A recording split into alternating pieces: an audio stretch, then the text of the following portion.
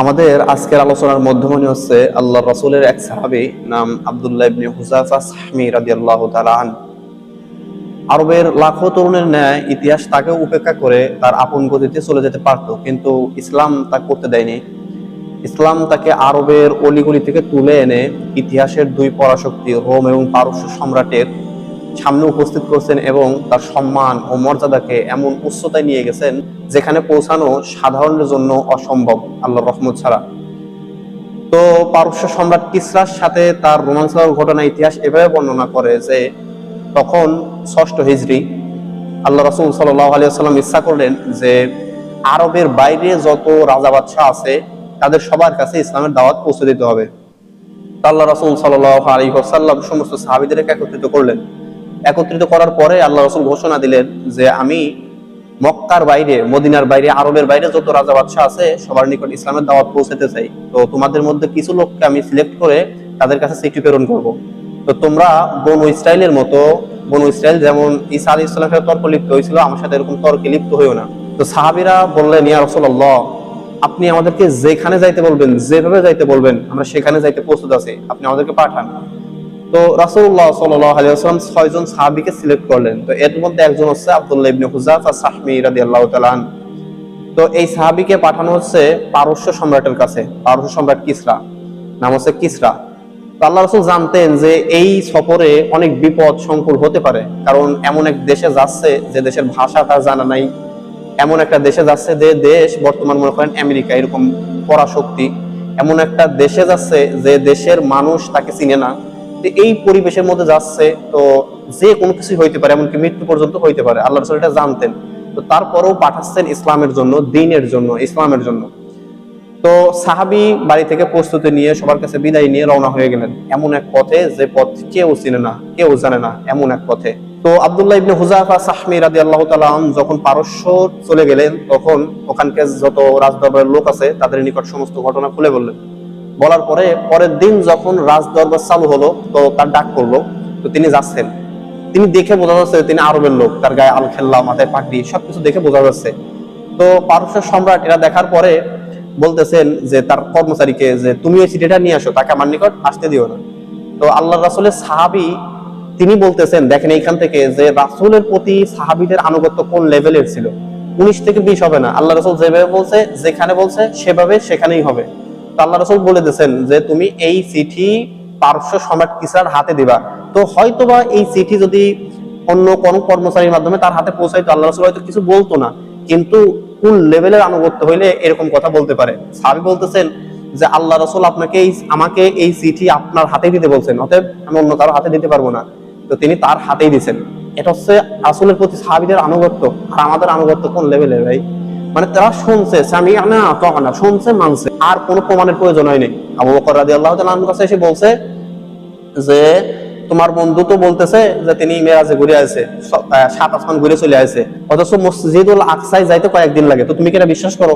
আবু বকর রাদিয়াল্লাহু তাআলা বলতেছে যে আল্লাহ রাসূল এটা বলছে, হ্যাঁ বলছে, তাহলে মেনে নিছি, কোনো প্রমাণ নেই, আমার চিন্তা না বললেও এটা সত্য। তো এরকম আল্লাহ রাসূল যেটা বলছে, আমার কোনো প্রমাণ নাই, কোনো জ্ঞান বিজ্ঞান, কিসের বিজ্ঞান? আমার রাসূল বলছে সত্য, যিনি কখনো মিথ্যা বলে না, বলছে সত্য, ব্যাস সত্য, আর কোনো প্রমাণ নেই। তো যখন সাহাবী কথা বলছেন, তো তিনি তার কাছ থেকে চিঠি নিলেন। চিঠি নেওয়ার পরে যে আরবি পারে তার কাছে দিলেন যে এই চিঠিটা তুমি পড়ো। তো চিঠি পড়তেছেন যে আরবি পারে তার কর্মচারী, সে পড়তেছে বিসমিল্লাহির রহমানির রহিম, প্রথমেই লেখা পরম করুণাময় অসীম দয়ালু আল্লাহর নামে।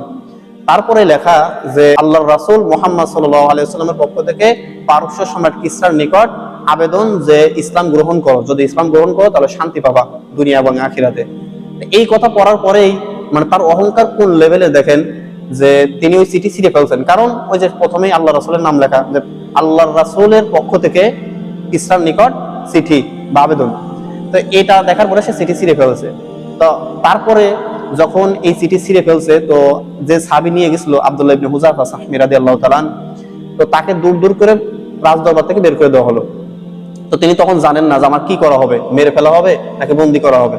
তো তিনি মনে মনে চিন্তা করতেছেন। পরিশেষে কিতাবে এরকম বর্ণিত আছে যে আমি আল্লাহর রাসূলের চিঠি পৌঁছা দেওয়ার পর আমার সাথে যা হবে আমি এটা মেনে নেব, কোনো সমস্যা নেই। তো তিনি যখন বেরোচ্ছেন, বের হওয়ার পরে পরিশেষে যখন সুযোগ পেলেন, তিনি পারস্য থেকে রওনা হয়ে চলে গেলেন আরবের দিকে। তো দ্রুত বেগে চলতেছেন। তো চলার পরে পরের দিন যখন আবার কিসরার একটু মানে সম্রাটের একটু রাগ কমলো, তো তিনি তখন ডাক দিলেন যে ওই মানুষটাকে নিয়ে আসো, আরবের ওই মানুষটাকে নিয়ে আসো। তো যখন পরের দিন খোঁজ করতে গেল, দেখলো ওই সাহাবী, আল্লাহ রাসূলের সাহাবী, তাদের দেশে আর নেই, পারস্যে নেই। তারা তখন খুঁজতে শুরু করলো, তো খুঁজতে খুঁজতে পেলো না, আরবের পথেও পেলো না।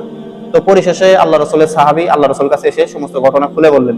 আল্লাহ রাসূল সাল্লাল্লাহু আলাইহি ওয়াসাল্লাম শুধু এতটুকু বললেন যে সে যেরকম আমার সিটি ছিঁড়ছে, আল্লাহ তার রাজ্যকে এরকম টুকরা টুকরা করে দিবেন।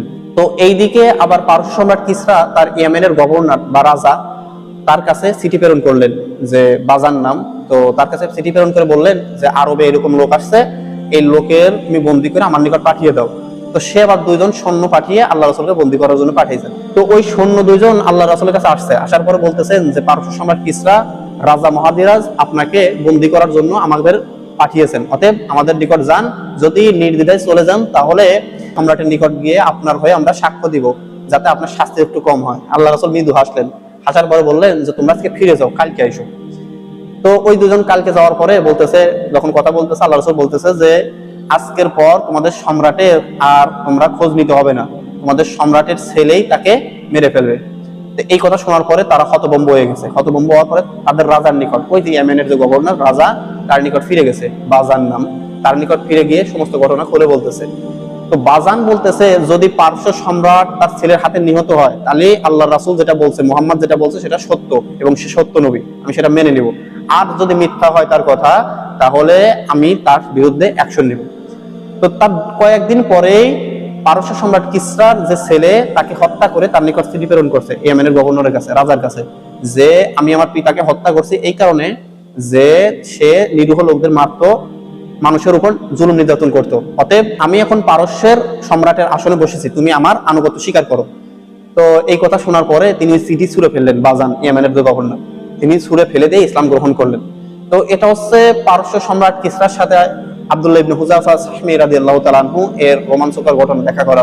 এরপর রোমান সম্রাটের সাথে তার দেখা করার যে ঘটনা, এটা আরো রোমাঞ্চকর, এটা পরবর্তীতে আলোচনা হবে ইনশাআল্লাহ।